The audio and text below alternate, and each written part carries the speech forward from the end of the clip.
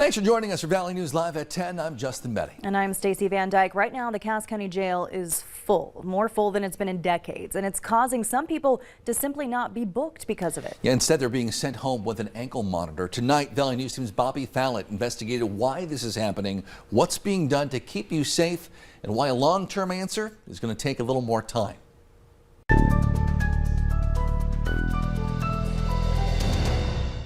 Back in 2002, Cass County's jail opened with 248 beds. 6 years later, it expanded by 100 beds. Now in 2023, it's completely full. Cass County Sheriff Jesse Johnner says there are several factors that are contributing to a full house, including more serious crimes committed that require longer stays. A couple of years ago, average length of stay in the jail was about 12 days.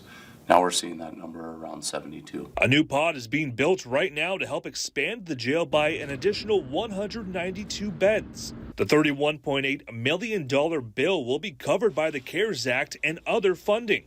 Currently, the Cass County Jail is paying $85 per inmate per day to house them in other counties, something Johnner says can add up quickly. It's not cheap. I mean, that doesn't seem real expensive, but when you got 15 to 25 inmates at different jurisdictions, and that's adding up every day for each one of those persons, it can mount up pretty quick. The problem of overcrowding isn't something that has snuck up on anyone. Sheriff Johnner says that he noticed they were going to be at capacity by the end of the COVID pandemic. This has really been a 3-year process to try to get this thing going.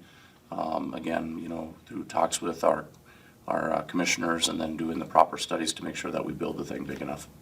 Because the Cass County Jail is at full capacity, law enforcement considers who they think won't be a problem to the public. There's a certain set of criteria that we look at, and if people fit those parameters, then we'll put them on what's called community supervision. That person will wear an ankle bracelet, and we can keep tabs on where they are every day. And I have 2 deputies that go out and just make sure that they're completing their court services and maybe going to work and just staying on the straight and narrow while they're in our custody, but not staying at the Cass County Jail. With it being the holidays, Sheriff Johnner also says that crime in Cass County does go up during this time, but thinks that it won't have a drastic impact on current conditions at the jail.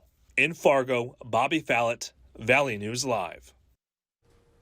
Sheriff Johnner says 15 inmates have had to move to other counties. So far, the new pod isn't expected to be open for another year.